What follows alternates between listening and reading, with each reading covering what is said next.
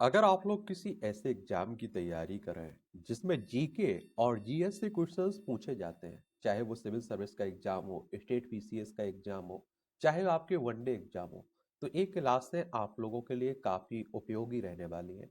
ये mock test चल रहा है। ये 8वां टेस्ट है और इसमें जो क्वेश्चंस शामिल किए गए ना, बहुत ही महत्वपूर्ण क्वेश्चंस है, आपके एग्जाम में पूछे जाएंगे। तो ये टेस्ट आप लोग भी दीजिए, अपना स्कोर बताया करिएगा। चलिए तो हम लोग पहला क्वेश्चन इसमें देखते हैं। ये कह रहा है कि भारत में सबसे पहले रेडियो स्टेशन कहां स्थापित हुआ। भारत में सबसे पहले रेडियो स्टेशन कहां स्थापित हुआ? मुंबई, दिल्ली, इलाहाबाद, कोलकाता, बताइए आप। तो भारत में सबसे पहले रेडियो स्टेशन मुंबई बॉम्बे में स्थापित किया गया था, जहां 23 जून 1923 को रेडियो क्लब और रेडियो क्लब ऑफ बॉम्बे द्वारा पहला प्रसारण हुआ था। फिर 23 जुलाई 1927 को भारतीय प्रसारण कंपनी के तहत नियमित प्रसारण शुरू हुआ और जिसने बाद में चलकर ऑल इंडिया रेडियो का रूप लिया था। तो इसमें आप लोग क्या लगाओगे? मुंबई लगाओगे। क्या लगाओगे? मुंबई लगाओगे। तो ये जरूर आप लोग याद रखिएगा। और कई जगह दिल्ली इसमें पूछ लेता है, लिख दिया जाता है। तो ये जरूर आप लोग याद रखिएगा। अगर विकिपीडिया के हिसाब से बात करें तो मुंबई आप लोगों को देखने को मिलेगा इसमें।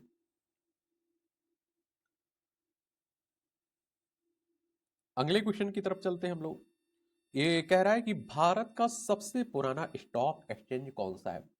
भारत का सबसे पुराना स्टॉक एक्सचेंज कौन सा है? Delhi stock exchange, Bombay stock exchange, OTCEI राष्ट्रीय स्टॉक एक्सचेंज।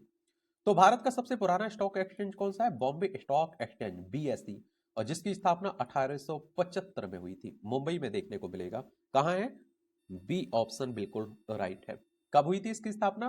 1875 में हुई थी। तो इसमें आप लोग क्या लगाओगे? बी ऑप्शन आपका बिल्कुल ठीक है इसमें। अगला क्वेश्चन है कि भारत में हायसिंथ नामक नाम की जंगली घास किस महाद्वीप से आई? बताइए, ये कहां से आई? ये दक्षिणी अमेरिका से, या फिर आप देखिए उत्तरी अमेरिका से, अफ्रीका से, ऑस्ट्रेलिया से। तो ये आप देखिए दक्षिण अमेरिका से आई। कहां से आई? दक्षिण अमेरिका से। ए ऑप्शन बिल्कुल राइट है इसमें। ए ऑप्शन कैसा है? बिल्कुल राइट है। अगला क्वेश्चन है हमारे सामने।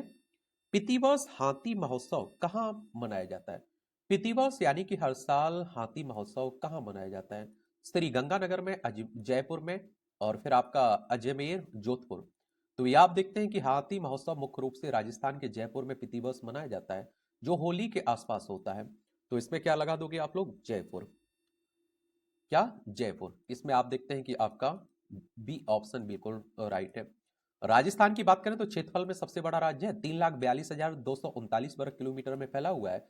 जयपुर इसकी राजधानी है। अंतर्राष्ट्रीय सीमा पाकिस्तान से लगती राज्यों में गुजरात, मध्य प्रदेश, उत्तर प्रदेश, हरियाणा, पंजाब से लगती है। विधानसभा में 200 सीटें हैं, राज्यसभा में 10 सीटें हैं, लोकसभा में 25 सीटें आपको राजस्थान में देखने को मिलेंगी। तो इसमें बी ऑप्शन लगा दिया होगा। अगला क्वेश्चन है, मैं दम मैं फाई किस प्रदेश का त्योहार है? मेघालय का है, असम का है, या फिर केरल का है, मणिपुर का है? कहाँ का है? तो ये आप सभी जानते हैं कि असम का आपको देखने को मिलेगा। एक महत्वपूर्ण पारंपरिक और सांस्कृतिक त्योहार है जिसे ताई अहोम समुदाय द्वारा हर साल 31 जनवरी को अपने पूर्वजों की पूजा और सम्मान करने के लिए मनाया जाता है। और यह त्योहार पूरे असम में धूमधाम से मनाया जाता है। ये भी आपको मालूम होना चाहिए। मैं डैम मैं फी भी इस त्योहार को कहते हैं, समझ रहे हैं आप? तो ये आप लोग याद रखिएगा। तो इसमें असम लगा दिया होगा आपने। असम की बात करें तो आप देखिए, यहाँ विधानसभा में 126 सीटें हैं, राज्यसभा में 7 सीटें हैं, लोकसभा में 14 सीटें हैं। 78,438 वर्ग किलोमीटर में फैला हुआ है असम आपका। दिसपुर इसकी राजधानी देखने को मिल जाएगी। अंतर्राष्ट्रीय सीमा भूटान, बांग्लादेश से लगती है। और राज्यों में पश्चिम बंगाल, मेघालय, त्रिपुरा, मिजोरम, मणिपुर, नागालैंड और अरुणाचल प्रदेश से लगती है इसकी सीमा। तो इसमें क्या लगाया? B option. अगला है, गुरुमुखी डोगरी और सिंधी लिपि की उत्पत्ति किस लिपि से हुई है? गुरुमुखी डोगरी सिंधी लिपि की उत्पत्ति किस लिपि से हुई है? शारदा लिपि से, ब्रह्मी लिपि से, कुषाण लिपि से, या टांकरी लिपि से? तो गुरुमुखी डोगरी सिंधी लिपियों की उत्पत्ति मुख्य रूप से ब्रह्मी लिपि से हुई है। तो इसमें क्या? ब्रह्मी लिपि लगा दोगे। तो इसमें ब्रह्मी लिपि से हुई है।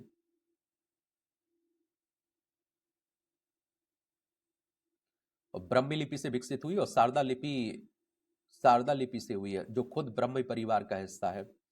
तो आप देखते हैं कि ब्रह्मी लिपि, और आप देखते हैं कि इसमें कई बार आयोग ने शारदा लिपि माना है। क्योंकि ब्राह्मी लिपि से विकसित हुई शारदा लिपि है ना, जो उसी से हुई है, लेकिन ब्राह्मी लिपि का एक तरह से मुख्य रूप है एक तरह से, तो शारदा लिपि लगा देना। आयोग ने इसी को माना है, ए ऑप्शन। एजुथ चान पुराकारम किस प्रदेश का सर्वोच्च साहित्यिक पुरस्कार है? या आप देखिए केरल का, आंध्र प्रदेश का, या फिर आप देखिए कर्नाटक का, तमिलनाडु का। तो ये आपको केरल का देखने को मिलेगा। कहाँ का है? केरला का। तिरुवनंतपुरम इसकी राजधानी देखने को मिल जाएगी। 1 नवंबर 1956 में इसे राज्य बनाया गया था। इसकी सीमा आप देखिए कर्नाटक तमिलनाडु से लगती है। विधानसभा में 140 सीटें हैं, राज्यसभा में 9 सीटें हैं, लोकसभा में 20 सीटें हैं। 38,863 वर्ग किलोमीटर में फैला हुआ है आपका क्या? केरल। ए ऑप्शन इसमें बिल्कुल ठीक है। बसव श्री पुरस्कार किस सरकार द्वारा दिया जाता है? बसव श्री पुरस्कार किस सरकार के द्वारा दिया जाता है? आंध्र प्रदेश, गुजरात, कर्नाटक, महाराष्ट्र। बसव श्री पुरस्कार कर्नाटक सरकार के द्वारा दिया जाता है।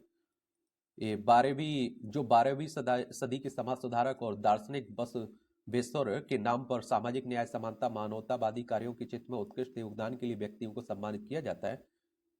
तो कर्नाटक की अगर हम लोग बात करें तो 1 नवंबर 1956 में इसे एक राज्य बनाया गया था। और कर्नाटक की सीमा आप देखते हैं किस किस से लगती है? गोवा से लगती है, महाराष्ट्र से लगती है, तेलंगाना, आंध्र प्रदेश, तमिलनाडु, केरल से लगती है। विधानसभा में आप देखते हैं कि 224 सीटें हैं, राज्यसभा में 12 सीटें हैं, लोकसभा में 28 सीटें हैं, विधान परिषद भी है जिसमें 75 सीटें हैं। 1,91,791 वर्ग किलोमीटर में फैला हुआ है आपका क्या? कर्नाटक। अगले क्वेश्चन की तरफ चलते हैं। ये कह रहा है तोमर राजपूतों द्वारा बनवाया गया किला राज पिथौरा कहां देखने को मिलेगा? तोमर राजपूतों द्वारा बनवाया गया राज पिथौरा किला कहां देखने को मिलेगा? ये नई दिल्ली में, ग्वालियर में, अगरतला में, बताइए। या फिर आप देखते हैं कि आगरा में। तो तोमर राजपूतों द्वारा बनवाया गया किला राय पिथौरा भारत की राजधानी नई दिल्ली में देखने को मिलेगा आपको। तो ए ऑप्शन बिल्कुल राइट है इसमें। क्या है? ए ऑप्शन बिल्कुल राइट है। अगला क्वेश्चन है हमारे सामने। ये कह रहा है कि दादा साहब फाल्के पुरस्कार की शुरुआत कब हुई? दादा साहब फाल्के पुरस्कार की शुरुआत कब हुई? 1963 में, 1966 में, 1969 में, 1980 में, या 70 में? तो दादा साहब फाल्के पुरस्कार की शुरुआत 1969 में हुई थी, जब भारत सरकार ने भारतीय सिनेमा में उनके योगदान को सम्मानित करने के लिए इस पुरस्कार की शुरुआत की थी। यह पुरस्कार पहली बार अभिनेत्री देविका रानी को दिया गया था। तो 1969। सी ऑप्शन आपका बिल्कुल राइट है इसमें। सी ऑप्शन क्या है? बिल्कुल राइट है। अगला क्वेश्चन है हमारे सामने। भगत आंदोलन निम्नलिखित में से किस राजनीति से संबंधित है? भगत आंदोलन निम्नलिखित में से किस जनजाति, क्या जनजाति से संबंधित है? तो आप देखिए भगत आंदोलन मुख्य रूप से किससे? बिरहोर, कोल, संथाल, भील। तो भगत आंदोलन मुख्य रूप से भील जनजाति से संबंधित है। किससे? भील से। और जो राजस्थान और आसपास के क्षेत्रों में सामाजिक, आर्थिक, धार्मिक सुधार, शोषण के खिलाफ एक आंदोलन था। सामाजिक, धार्मिक सुधार और शोषण के खिलाफ एक आंदोलन था, जिसका नेतृत्व गुरु गोविंद, किसने? गोविंद गुरु और सूरजी भगत ने किया था, जिसका उद्देश्य भील समुदाय का उत्थान करना था। तो इसमें डी लगा दिया होगा आपने। एलिफेंटा की गुफाएं मुख्य रूप से किस वंश से संबंधित हैं? अगला क्वेश्चन क्या कह रहा है? एलिफेंटा की गुफाएं मुख्य रूप से किस वंश से संबंधित हैं? चालुक्य, राष्ट्रकूट, चेर, चोल, बताइए। तो एलिफेंटा की गुफाएं मुख्य रूप से राष्ट्रकूट वंश से संबंधित है। हालांकि कुछ विद्वान इसे कलचुरी वंश से भी जोड़ते हैं, और इनका निर्माण 6वीं से 8वीं शताब्दी के बीच हुआ था, और ये भगवान शिव को समर्पित है। तो इसमें क्या? राष्ट्रकूट वंश लगा देना। बी ऑप्शन आपका बिल्कुल राइट है। बी ऑप्शन क्या है? बिल्कुल राइट है इसमें। अगला क्वेश्चन है हमारे सामने। केंद्रीय भारतीय भाषा संस्थान कहाँ है? केंद्रीय भारतीय भाषा संस्थान कहाँ है? बेंगलोर, दिल्ली, मुंबई, मैसूर। तो केंद्रीय भारतीय भाषा संस्थान मैसूर कर्नाटक में देखने को मिलेगा। यह भारत सरकार के शिक्षा मंत्रालय के अधीन एक प्रमुख शोध और शिक्षण संस्थान है। तो कहां? मैसूर। डी ऑप्शन आपका बिल्कुल राइट है इसमें। तेरह ताली नृत्य किस प्रदेश का नृत्य है? तेरह ताली नृत्य किस प्रदेश का नृत्य है? बताइए।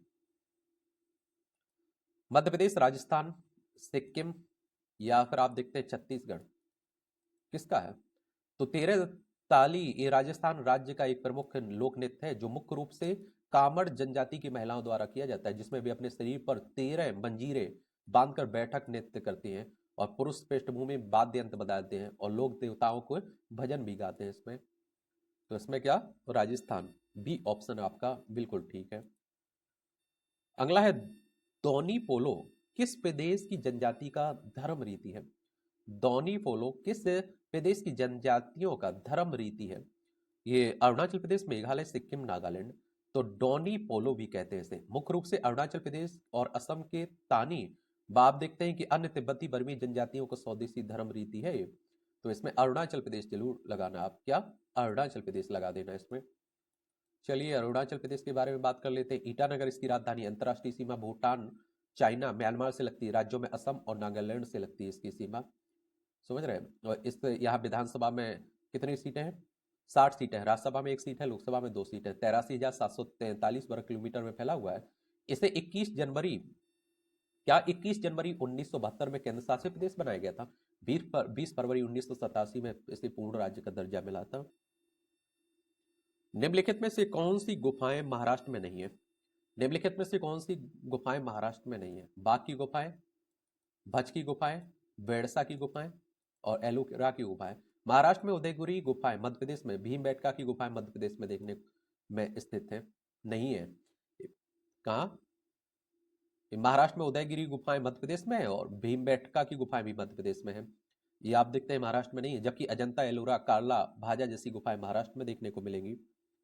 तो नहीं है पूछ रहा है ना, तो बाकी गुफाएं नहीं है। देख रहा है, बाकी तो है ना। तो इसमें आप लोगों ने ये ऑप्शन लगा दिया होगा। महाराष्ट्र की राजधानी मुंबई है। अगला है, निम्नलिखित में से क्या नागर, द्रविड़ और बेसर की सही व्याख्या है? निम्नलिखित में से अगला क्वेश्चन क्या कह रहा है? निम्नलिखित में से क्या नागर, द्रविड़ और बेसर की सही व्याख्या है? तीनों प्रमुख भाषाएं हैं, या आप देखिए 3 प्रमुख जातिगत समूह हैं और 3 संगीत घराने, मंदिर निर्माण की 3 भारतीय शैलियां हैं। तो आप सभी जानते हैं कि मंदिर निर्माण की 3 प्रमुख शैलियां हैं भारतीय। नागर, द्रविड़ और बेसर भारतीय मंदिर वास्तुकला की प्रमुख 3 शैलियां हैं। नागर उत्तर भारत हिमालय में से विंध्य में प्रचलित है, जिसमें घुमावदार शिखर होते हैं। द्रविड़ दक्षिण भारत कृष्णा और गो कावेरी के बीच होती हैं और आप देखते हैं कि जिसमें पैराडीम नुमा मीनारें, विमान, विशाल प्रवेश द्वार होता है, गोपुरम। और बेसर दक्कन के क्षेत्र में इन दोनों का मिश्रण है, जिसमें नागर और द्रविड़ दोनों की विशेषताएं होती हैं। तो इसमें आप लोगों ने डी लगा दिया होगा। अगला क्वेश्चन है हमारे सामने, ब्लैक पेगोडा किस प्रदेश में है? ब्लैक पेगोडा किस प्रदेश में देखने को मिलेगा? आंध्र प्रदेश, उड़ीसा, तमिलनाडु, केरल। तो ये आप सभी जानते हैं कि उड़ीसा में है। कहाँ है? उड़ीसा में देखने को मिल जाएगा आपको। उड़ीसा राज्य में। ये असल में कोणार्क का सूर्य मंदिर है, जिसे इसके काले पत्थरों ऐतिहासिक महत्व के कारण यह नाम दिया गया। यह यूनेस्को विश्व धरोहर स्थल में भी है। चलिए जरूर याद रखिएगा, यूनेस्को की विश्व धरोहर स्थल में भी है ये। और आप देखते हैं कि यह मंदिर 13वीं शताब्दी में राजा नरसिम्ह देव प्रथम द्वारा बनवाया गया था। और उड़ीसा की बात करें तो भुवनेश्वर इसकी क्या है? राजधानी है। इसकी सीमा आप देखते हैं कि किस किस से लगती है? पश्चिम बंगाल, झारखंड, छत्तीसगढ़ और आंध्र प्रदेश से। और आप देखेंगे इसमें उड़ीसा में विधानसभा में कितनी सीटें हैं? विधानसभा में 147 सीटें हैं, राज्यसभा में 10 सीटें हैं, लोकसभा में 21 सीटें हैं। 1,55,707 वर्ग किलोमीटर में फैला हुआ है। और यूनेस्को की बात करें तो संयुक्त राष्ट्र शैक्षणिक, वैज्ञानिक तथा सांस्कृतिक संगठन की बात हो रही है। 16 नवंबर 1945 में स्थापना हुई थी। पेरिस, फ्रांस में इसका हेडक्वार्टर देखने को मिलेगा।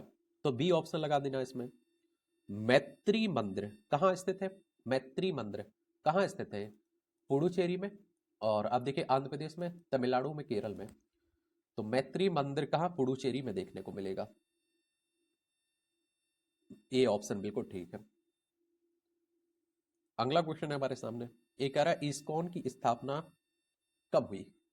इस्कॉन की स्थापना 1966, 1964 या फिर 1970, 1968? 1966 में हुई थी, 13 जुलाई को। ये ऑप्शन बिल्कुल ठीक है इसमें। अगले क्वेश्चन की तरफ चलते हैं। जोधपुर के निकट ओसियान का मंदिरों का शहर किन राजाओं ने बनवाया? ये आप देखिए, चालुक्य ने, परमार ने, या सिसोदिया ने, पितिहार ने। तो ये आप देखिए, जोधपुर के निकट ओसियान के मंदिर गुर्जर पितिहार राजाओं, विशेषकर महाराजा वत्सराज ने 8वीं शताब्दी में बनवाए थे। तो पितिहार लगा देना इसमें। डी ऑप्शन आपका बिल्कुल ठीक है। डी ऑप्शन क्या है? बिल्कुल ठीक है इसमें।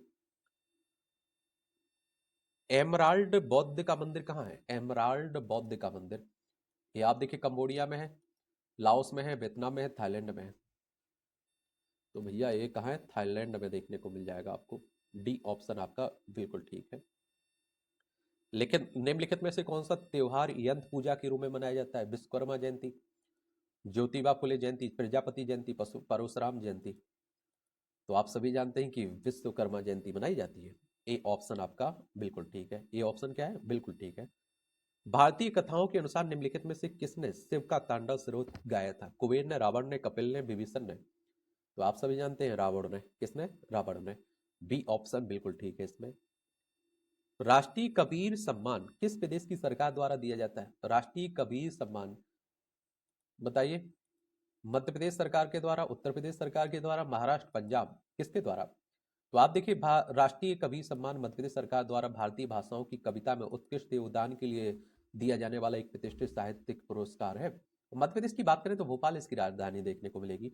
1 नवंबर 1956 में इसे राज्य बनाया गया था। विधानसभा में 230 सीटें हैं, राज्यसभा में 11 सीटें हैं, लोकसभा में 29 सीटें हैं। क्षेत्रफल में दूसरे नंबर पर है। इसकी सीमा उत्तर प्रदेश, राजस्थान, गुजरात, महाराष्ट्र, छत्तीसगढ़ से लगती है। तो इसमें डी ऑप्शन है। आप लोगों का क्या स्कोर रहा है? आप लोग बताइए। चलिए बताइए आप लोग। मेरे लिए कोई सुझाव हो, आपका सवाल हो तो जरूर बता सकते हैं। धन्यवाद।